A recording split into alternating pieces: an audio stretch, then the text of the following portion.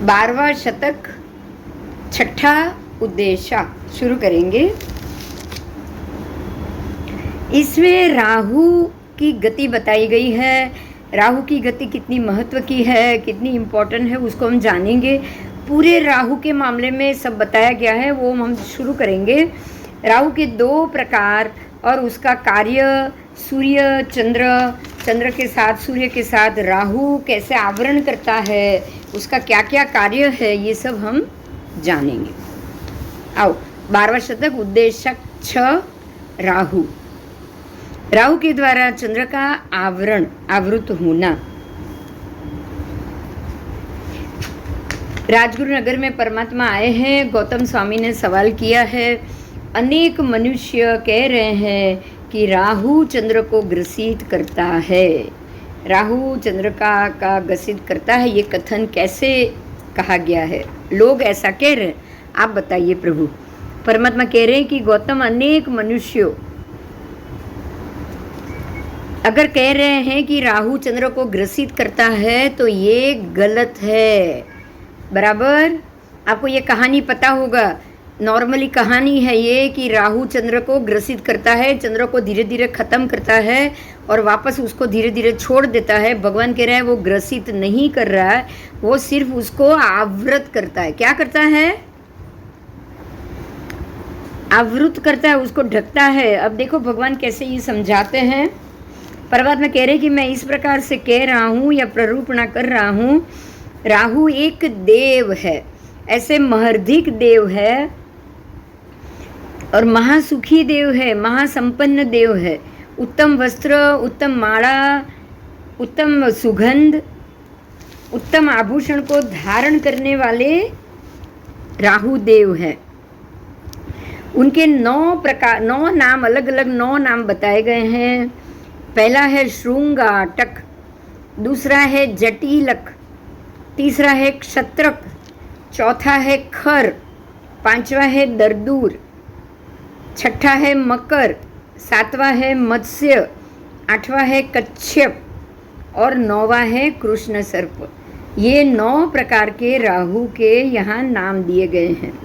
और राहु के विमान 5 वर्ण का है। कितने वर्ण का? 5।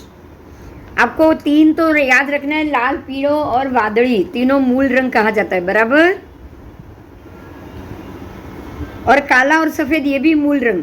तो आपको 5 के 5 मूल रंग है जो राहु के वर्ण, विमान के 5 वर्ण है, काला, नीला, लाल, पीला और सफ़ेद।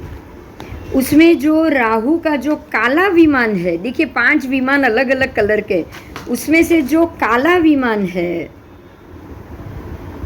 वो खंजन यानी कि काजल के वर्ण, मेष जो कलर की होती है ना, बिल्कुल काली, ऐसे खंजन यानी कि मेष के कलर का। जो नीला है, नीला यानी कि थोड़ा सा लीला, डार्क लीला, नीला।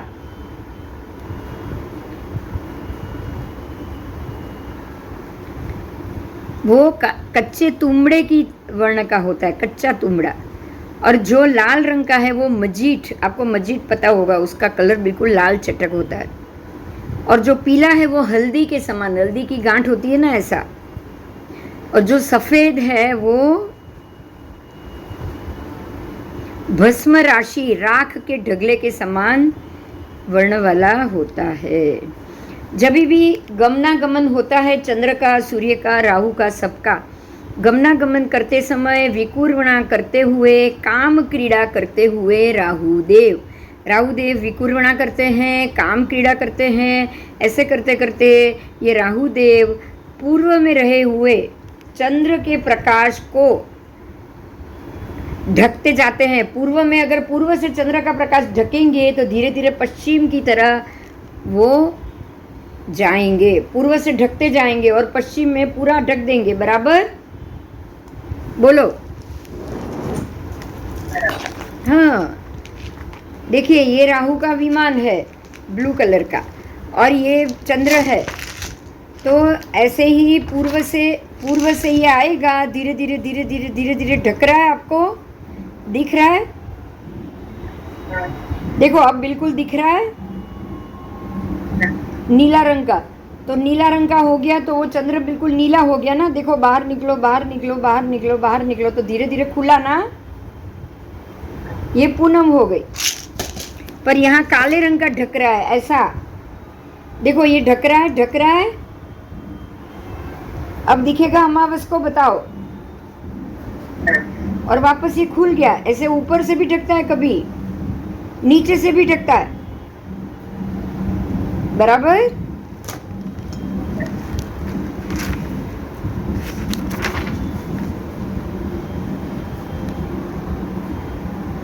जब पूर्व में रहे हुए चंद्र के प्रकाश को ढककर राहु पश्चिम में जाता है, तब चंद्र पूर्व दिशा में से खुलता हुआ दिखाई देगा। और जब पश्चिम से ढकता हुआ राहु पूर्व की तरफ जाएगा, तो चंद्र पश्चिम में दिखता दिखता दिखता जाएगा और राहु पूरा पूर्व की तरफ चला जाएगा। तो इस प्रकार से गमनागमन करते हुए, विकूर्वणा करते हुए, काम क्रीड़ा करते हुए राहु पूर्व से पश्चिम, पश्चिम से पूर्व, ऐसे चंद्र, और कभी कभी उत्तर दक्षिण भी चला जाता है, ईशान कोण में भी चला जाएगा, चारों कोण में, कोई भी कोने से अपनी मर्जी के मुताबिक वो चंद्र को ढकता जाएगा, बराबर। वो कोई भी कोण से ढकेगा, ईशान से भी, अग्नि से भी, नैऋत्य से भी और वायव्य से भी। और राहु की मर्जी, उसको वो कहाँ से कैसे ढकेगा, ठीक है। जब इस प्रकार से गमनागमन करते, विकूर्वणा करते, काम क्रीड़ा करते राहु चंद्र के प्रकाश को आवृत करते हैं, तब मनुष्य कहते, देखो ये चंद्र को खा गया, ग्रसित कर गया, राइट। ऐसे ऐसे ढकता ढकता जाएगा तो ऐसा ही लगेगा ना कि चंद्र को खा गया, बोलो खा गया। इसीलिए लोग बोलते हैं ऐसा, क्योंकि उनको वो काला रंग दिखाई नहीं देता है। आकाश में अंधेरे में काली चीज दिखाई नहीं देती है, इसलिए।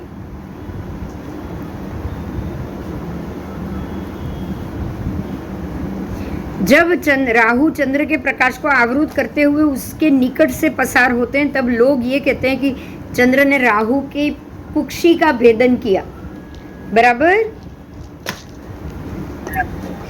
देखो अगर वो थोड़ा सा खोल नीचे से करेगा तो कुक्षी का भेदन हो गया।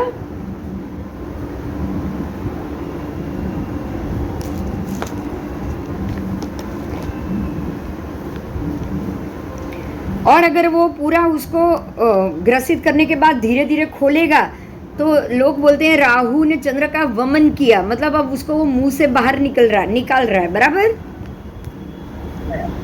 हाँ, इस प्रकार से राहु जब गमनागमन करते हुए, परिचारणा करते हुए चंद्र के प्रकाश को नीचे से, ऊपर से, चारों दिशा से, विदिशा से, चार दिशा चार विदिशा, और नीचे से भी और ऊपर से भी ढकता है, सब जगह से वो उसको ढक देता है, तब मनुष्य कहते हैं कि राहु ने चंद्र को ग्रसित कर लिया, बराबर।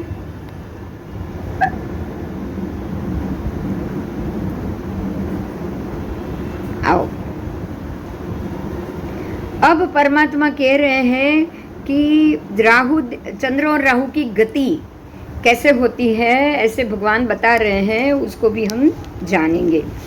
कि अड़ीद्वीप के ज्योतिष्क देव, ढाई द्वीप के ज्योतिष्क देवों के विमान नभोमंडल में स्वतंत्र रूप से गति करते हैं।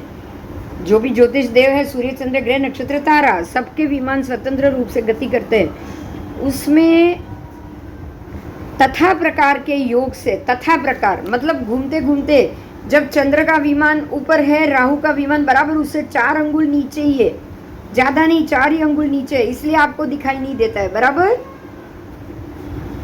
तो चंद्र के विमान को ढक देगा।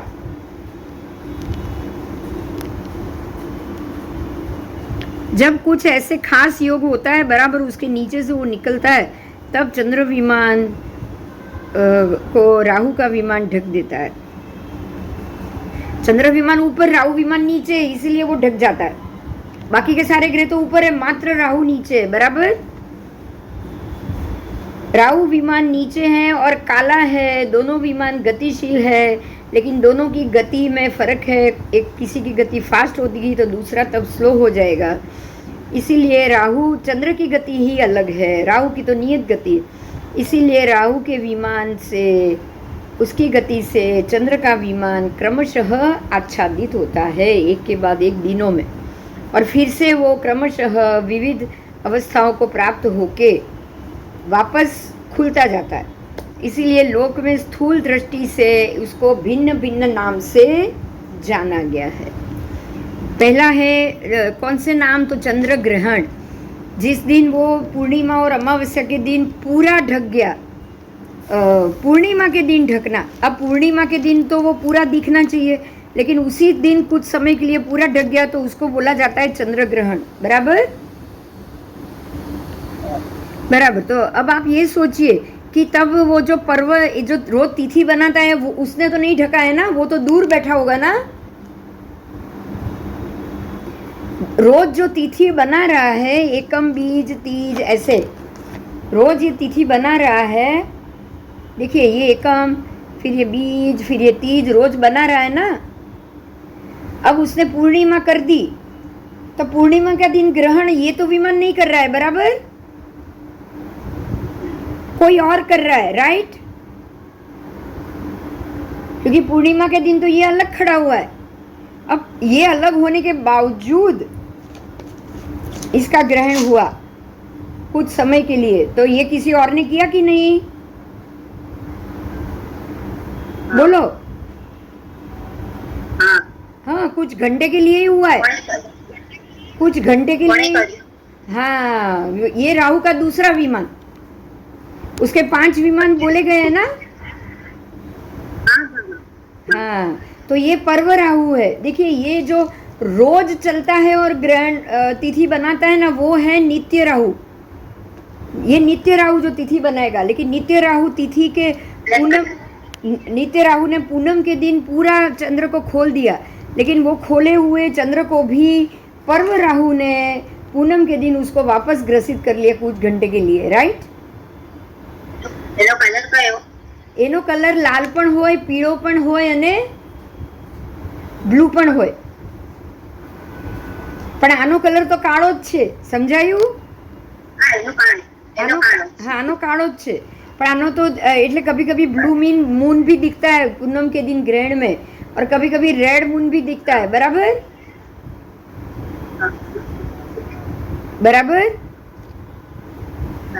तो ये पीला, काल, सफेद, पीला, लाल और ब्लू, 3 में से एक राहु हो सकता है,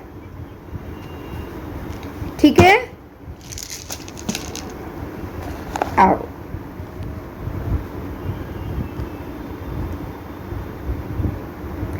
तो ऐसे पूर्णिमा के दिन पर्व राहु, ओरिजिनल 5 ज कलर, मूल कलर 5 ही है, मूल कलर ओरिजिनल। हाँ,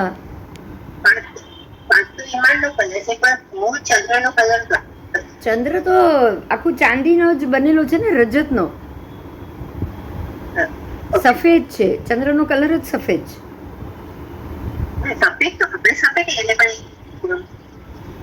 हाँ, बराबर, हाँ, चंद्रનો તો કલર જ સફેદ છે, બરાબર।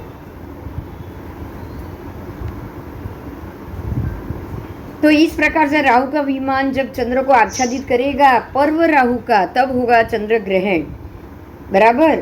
और जब ये विमान हो सकता है पूरा ना करे, आधा ही करे, ये भी हो सकता है, ग्रहण की बात हो रही है, आधा ही करे, पूरा ना करे। आधा करे मतलब वो ऐसे आधा करे, राइट, बराबर।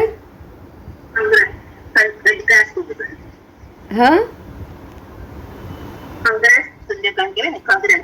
वो आधा ही करे तो उसको बोला जाता है कुक्षी भेद। संपूर्ण ग्रहण, आधा ग्रहण सब अलग अलग होता है, बराबर। और ग्रहण करने के बाद उसको वापस खोल देंगे तो लोग बोलते हैं इसने वमन किया। तो राहु के मुख्य 2 प्रकार हुए। राहु के मुख्य 2 प्रकार हुए, एक ग्रहण करने वाला राहु, एक तिथि बनाने वाला राहु, राइट। जो रोज तिथि बनाता है वो राहु अलग, और जो ग्रहण करता है वो राहु अलग, राइट? हाँ हाँ। तो जो रोज ग्रहण कर, रोज उसको ढकता है, उसका नाम है रोज ढकने के कारण नित्य राहु, क्योंकि वो नित्य ढकेगा, वो चंद्र को नित्य ढकता है, इसलिए उसका नाम है नित्य राहु।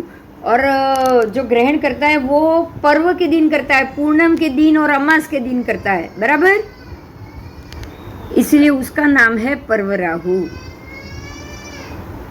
तो जो नित्य राहु है वो कृष्ण पक्ष के एकम से लेके 15 दिन तक रोज एक एक भाग उसको ढकता जाता है। चंद्रबीम के 15 भाग को ढकेगा 15 दिन तक, इसीलिए उसको पर्व राहु कहा है, बराबर? एकम के दिन एक भाग ढकेगा, दूज आएगी तो 2 भाग ढकेगा तो दूज, 3 ढकेगा तो तीज। देखो ये एक ढका है उसने, देखो अब अभी एक ढका तो एकम, 2 ढकेगा तो बीज, फिर तीज, फिर चौथ, फिर आधा हो गया, अभी अष्टमी हो गई, दिखाई दे रहा है? फिर नूम, दसम, 11, 12, देखो वापस बीज हो गई, और अभी सीधा अमास। अमास के बाद धीरे धीरे वापस एक एक एक एक एक एक एक एक खुलता जाएगा। जैसे ही खुलता जाएगा पूर्णिमा हो जाएगी, उसी तरह रोज एक एक तिथि खोलेगा और पूनम होती जाएगी। मतलब वो 15 कला को ढक देता है, रोज रोज एक एक भाग को ढकता है, तो 15 भाग जब ढक गए तब हो गई आपकी अमावस, वो हुआ वध पक्ष। और जब वो 15 तिथि को खोल देगा, रोज एक एक को खोल देगा, तब हो जाएगी पूर्णिमा, और उसको कहा जाता है शुक्ल पक्ष। तो तिथि ऐसे बनती है, 12 डिग्री सूर्य चंद्र से अंतर पड़ा, उसको तिथि नहीं मानना है, शास्त्र नहीं मानता है, ये सारी गलत गणित। ये बात समझ में आई? हाँ, चंद्र रक्त होना, विरक्त होना, चंद्र का रक्त होना यानी ढकना, वो राहु के कारण ढकना, और राहु के कारण वो ढक रहा है, तिथि बन रही है, और राहु के कारण ही तिथि खुल रही है। अगर आप मानो कि ये सूर्य चंद्र दूर 12 डिग्री दूर गई, उसी के कारण ये तिथि बनी, तो ये गलत, ये मिथ्यात्व है। अगर आप ये भी मान लेते हो कि सूर्य के प्रकाश से चंद्र ढक रहा है, तो ये भी सबसे बड़ा मिथ्यात्व है। कोई सम्यक दर्शन इसमें नहीं आएगा। और आपको ये, हाँ,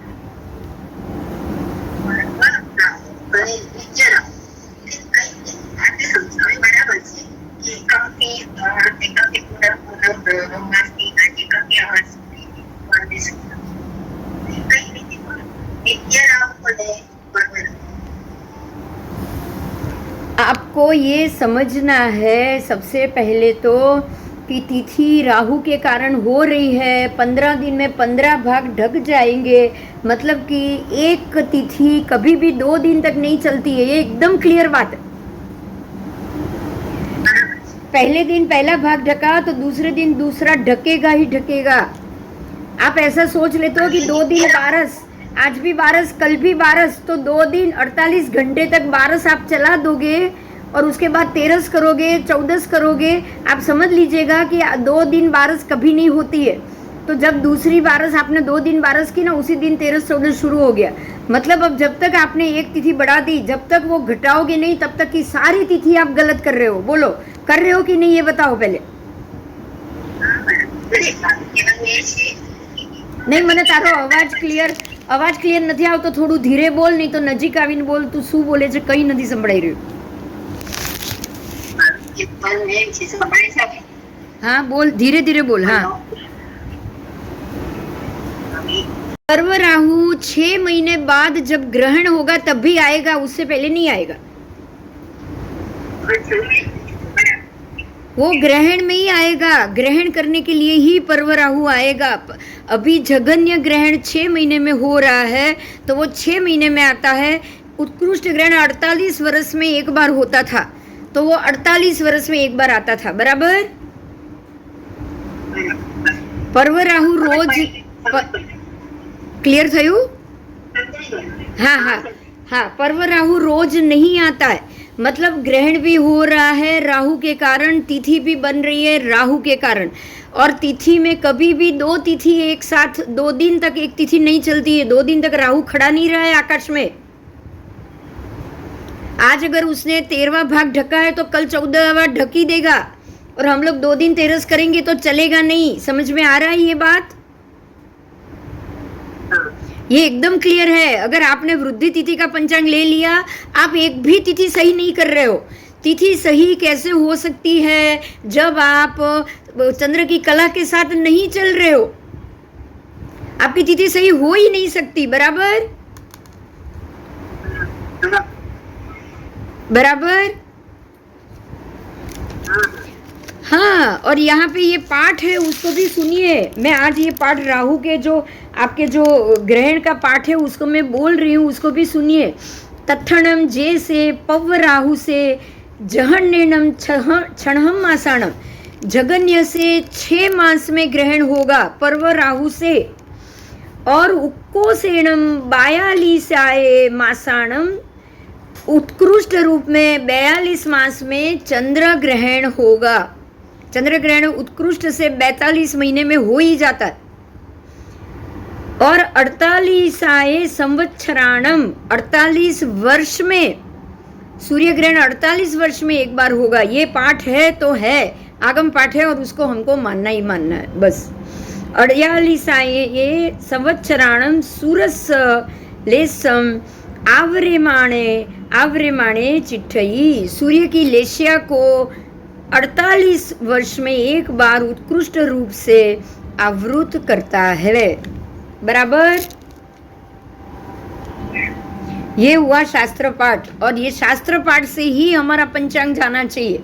आज मैं पंचांग के मुद्दे को खास प्रकार से बोलूँगी कि तिथि जिस प्रकार से दोनों से पर्व राहु से बनती है, वो ग्रहण होता है, और ध्रुव राहु से जो नित्य राहु से जो उसका आवरण होता है वो रोज की तिथि होती है।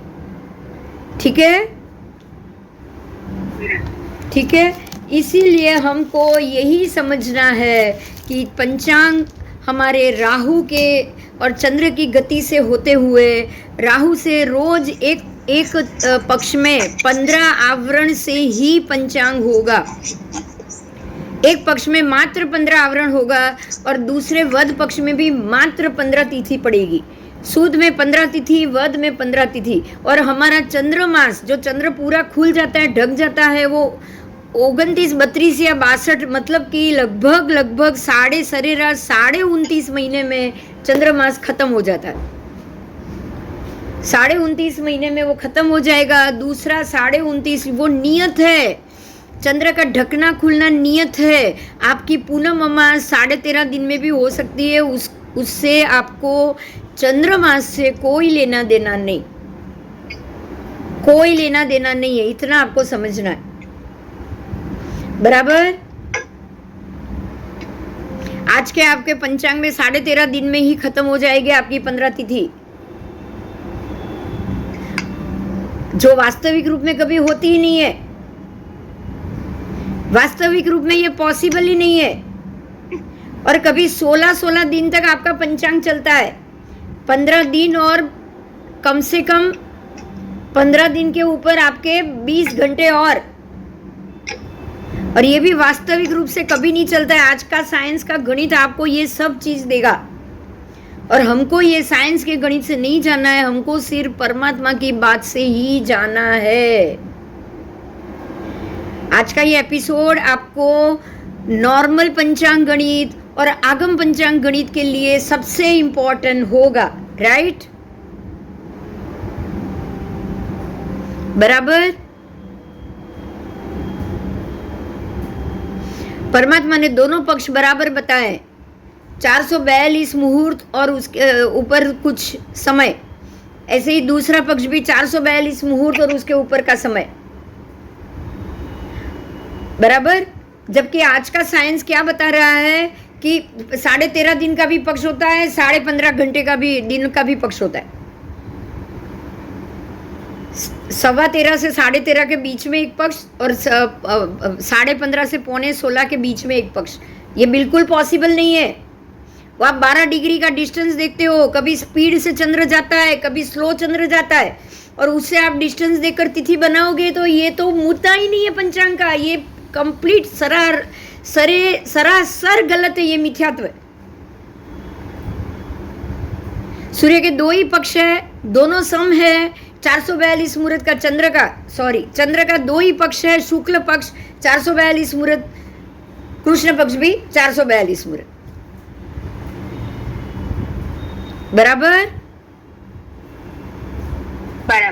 हाँ, और इसी 2 पक्ष के ऊपर ही हमारा पंचांग होना चाहिए, बाकी किसी भी मामले में हमारा पंचांग सही नहीं हो सकता। इसी तरह हमारा पंचांग आगे जाना चाहिए, इसी तरह से हमारी आराधना होनी चाहिए। आज के गणित से कोई भी आराधना, तिथि की आराधना सम्यक होगी ही नहीं। इसीलिए अगर सम्यक पंचांग चाहिए आपको तो आगम गणित के ऊपर से ही पंचांग में आना पड़ेगा, और उसमें कोई वृद्धि नहीं होगी। मात्र साल में 5 या 6 तिथि का क्षय होगा, उससे ज़्यादा कुछ भी नहीं, बराबर। हाँ, नॉर्मली 6 तिथि का क्षय होता है, लेकिन जो 12-62 साल का बढ़ता है उस अपेक्षा से 5 से 6 साल के अंदर 1 तिथि का क्षय कम होगा। इसलिए मैंने आपको 5 या 6 बोला है। बाकी नॉर्मली हर साल में 6 तिथि का क्षय आता है, बराबर। तो ये पंचांग गणित की इम्पोर्टेंस है और पंचांग गणित का महत्व है, जो हमारे व्यवहार में और वो सब में वो आना ही चाहिए। ठीक है? हाँ, बराबर। बस तो आ क्लास आज અહીંયા પૂરો કરું। હા, ચાલશે, વાંધો નહીં। હા, આ ટોપિક પાછો હજી તો સૂર્યચંદ્રનો નવો, જો કે જરાક છે, કાં તો લઈ લઉં, 5 મિનિટ લઈ લઉં। ચાલશે, હા, મને વાંધો નથી। બસ તો આ સૂર્યચંદ્રનો ટોપિક પૂરો કરી દો। હા, લઈ લો, 5 મિનિટ લઈ લઉં છું। आओ। चंद्र को शशि कहा गया है, क्यों? चंद्र को शशि क्यों कहा गया है? यहाँ परमात्मा ने जवाब दिया है कि ज्योतिषियों के इंद्र और ज्योतिषियों के राजा चंद्र है। दोनों के, इंद्र भी चंद्र है, राजा भी चंद्र है, और उसका मृगांक चिन्ह वाला विमान है। उसका जो चिन्ह है वो मृग के चिन्ह वाला, उसकी जो निशान है उसके ऊपर वो है मृग, इसीलिए उसको शशि कहा गया है। शशि का अर्थ होता है सश्री। सश्री का मतलब है कि वो बिल्कुल सुंदर है, सुंदरता है उसमें। चंद्र सुंदर है, कांत है, सुंदर देवियों के साथ, सुंदर आसन के साथ, आसन, शयन, स्तंभ, पात्र आदि उसके उपकरण है, वो सब अत्यंत सुंदर है।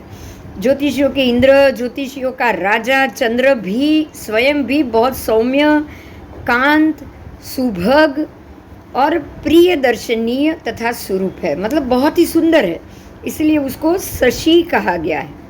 शशि यानी कि सश्री, शोभा सहित उसको माना गया है। आगे जाएंगे। सूर्य को आदित्य को क्यों कहा गया है? सूर्य को आदित्य, आदि करने वाला, आदि मतलब शुरुआत, आदि, समय, आवली का आदि यानी उत्सर्पिणी की शुरुआत, अवसर्पिणी की शुरुआत, काल का आदिभूत होने के कारण, काल का कारण सूर्य है, काल का, इसलिए उसको आदि कहा गया है। क्योंकि सूर्योदय होगा तो अब मालूम पड़ेगा, दिन आ गया है, चंद्र से तो दिन मालूम नहीं पड़ेगा, बराबर। सूर्य से ही दिन मालूम पड़ता है, इसीलिए उसको आदित्य कहा गया है। और चंद्र संबंधी देव देवी विमान की शोभा है, इसलिए वो शशि। और आदिभूत, समय, आवली का, वो सब का भोग कराने वाला सूर्य आदिभूत होने के कारण उसको आदि कहा गया है। ज्योतिषियों के इंद्र, ज्योतिषियों के राजा चंद्र को कितनी अग्रमहिषियाँ है? उसको 4 अग्रमहिषियाँ है। और चंद्र ज्योतिषेंद्र चंद्र अपनी सुधर्मा सभा में अपनी अग्रमहिषियों के साथ कभी भी मैथुन सेवन नहीं करते हैं। बराबर। सूर्य भी ऐसे ही हैं, ये लोग बहुत ही विनयी विवेक है। अपनी सुधर्मा सभा में ये कभी भी नहीं करेंगे। क्यों? क्योंकि अपने सुधर्मा सभा में उन्होंने अपने सभी तीर्थंकर परमात्मा की जो हड्डियाँ और जो अस्थियाँ होती है उनको रखा हुआ होता है, उनको रखा हुआ होता है। मृत्यु के बाद सभी देव अपने अपने परमात्मा के एक एक हड्डी और वो सबको अपने साथ लेके जाते हैं, और वो साथ लेके गए हैं। इसी के कारण से वो अपनी सुधर्मा सभा में वो लोग उनको रखते हैं, अस्थिया को इकट्ठी करते हैं। यही कारण है कि उनका मान संभालने के लिए कभी भी ये इस प्रकार से वर्तन नहीं करते। और अब खास करके इनके काम भोग का वर्णन किया हुआ है। इनके काम भोग का वर्णन ऐसा समझना चाहिए कि युवावस्था का व्यक्ति कोई बलवान पुरुष हो और बलवती बलवान कन्या के साथ उसने लग्न किया हो, और लग्न करने के बाद बहुत सालों तक दोनों में वियोग आ गया हो, और कुछ सालों के बाद दोनों 15-16 वर्ष के बाद अगर वो दोनों वापस मिले तो सीधी बात है ना, दोनों में काम वासना बढ़ जाएगी, बढ़ी हुई होगी कि नहीं? हाँ।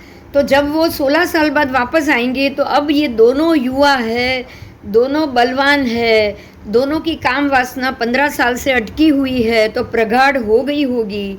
तो जब वो अपने घर आएगा तो स्नानादि से आवृत होकर, अलंकारों से आवृत होकर, मनोज्ञ थाली पाक विशुद्ध 18 प्रकार के व्यंजनों से युक्त जब वो भोजन करेगा तो भोजन करने के बाद उसका बल बढ़ जाएगा, और उसके बाद वो महाबल होकर अपने शयन गृह में श्रृंगार गृह रूप सुंदर वेश वाली ललित कला युक्त अनुरक्त अत्यंत राग युक्त मन को अनुकूल ऐसी स्त्री के साथ इष्ट शब्द रूप रस गंध स्पर्श आदि 5 प्रकार के मनुष्य संबंधी काम भोग का सेवन करता है।